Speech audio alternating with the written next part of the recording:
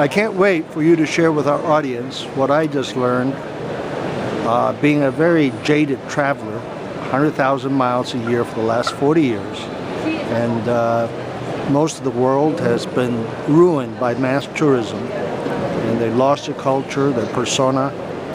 And here I learned about a new place that has not happened to, and your country is intent on preserving it. So can we start by your telling us where is it located, a bit about the history, what's going on today, and then we talk about tourism there.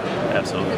So there's a few hidden gems around the world, and Ras Al Khaimah is one of those few hidden gems out there. We are one of the 7 emirates of the UAE, only 45-minute drive north of Dubai Airport, and only an hour drive from the city center of Dubai, if you like, into Ras Al Khaimah. We're the most northern emirate and on the Arabian Gulf.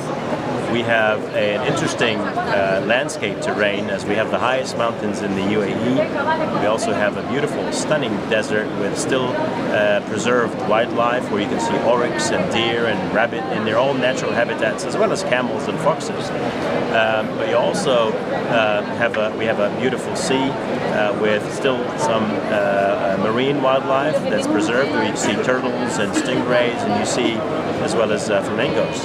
And what's really great, Charlie, is these are assets that are really close to each other. So, I always say people who like adventure, they can do a zip line in the mountain, they can dive in the sea, and do a desert safari all on one day. Now, I can't think of too many places around the world where you can do that. No. Let's talk about the people, the culture. So, Ras Al Khaimah has probably is the richest emirate with historical sites, some that date back to about 7,000 years.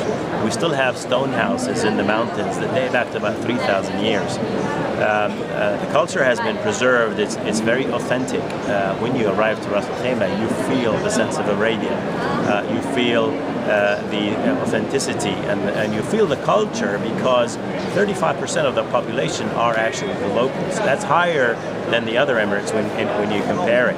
So you see more of the locals when you're out in the shopping malls, or when you're out into the restaurants or the hotels, and you interact more with them. They're humble people, they're very hospitable, and they like to give travelers advice on what they should explore in their beautiful emirate. So the destination, in some people's eyes, may seem underdeveloped. In our eyes, it's preserved its authenticity. We have great infrastructure. We have beautiful hotels, great resorts. We don't cater for the masses. We don't intend to cater for the masses. We have 5,000 rooms across different categories, of 3-star to hotel apartments to 5-star, and some luxury. But our intention is to focus on the mid-market, with great brands like the DoubleTree by Hilton, the Rixos, and the Accor, and the Hilton in the destination. And recently introduced some luxury brands like the Ritz-Carlton, and we have also one of the most beautiful hotels in the UAE, the Waldorf Astoria of Ras Al Khaimah. Oh. So we cater to different segments in the market, but we're not set to cater for the masses. We work jointly with our partners in Dubai, such as Emirates Airlines, and of course Fly Dubai, and we also work with the likes of Qatar Airways and Air Arabia to drive tourism by experiencing the UAE and experiencing the Emirates, starting with Abu Dhabi as well as Dubai and Sharjah and Ras Al Khaimah and Fujairah. They all have some fantastic experiences to offer.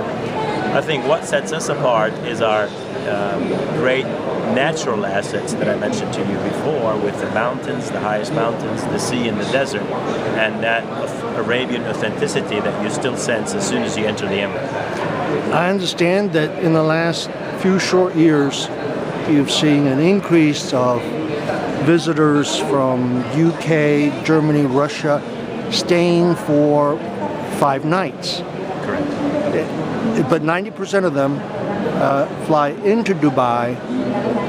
Correct. So to answer the question the other way around is, we do have an airport in Ras Al Khaimah that can take up to 1 million passengers. Today it runs at about 50% of its capacity, so we receive about 500,000 passengers a year. However, Dubai's airport continues to be a great asset that we leverage with partnerships that we have with Emirates Airlines as well as Qatar Airways and Fly Dubai.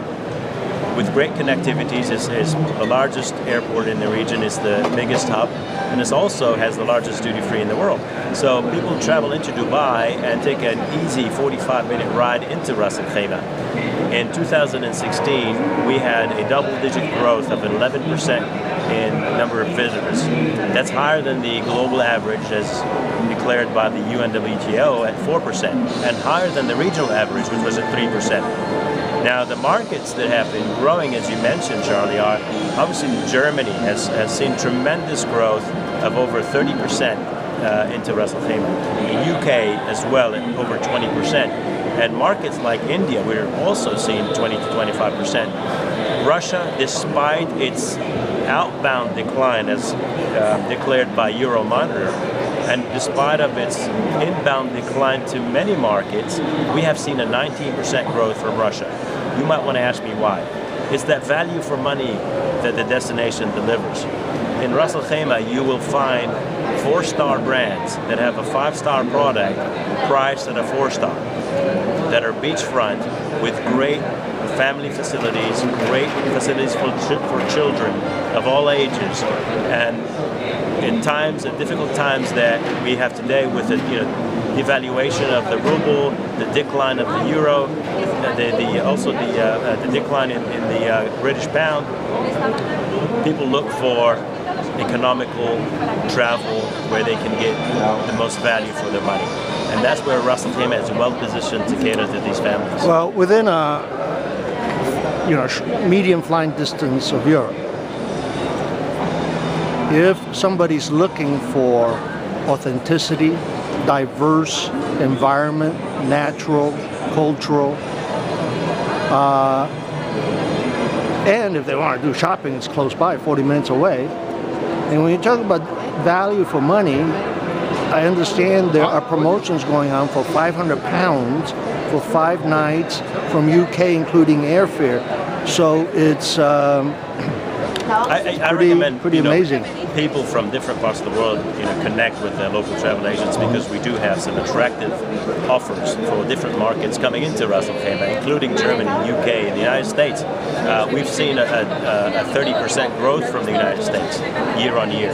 It's small numbers, and it's Americans who come into Dubai and do Ras Al Khaimah as an add-on, which is great for us because it gives us an opportunity to position our destination and to also create that exposure that we want.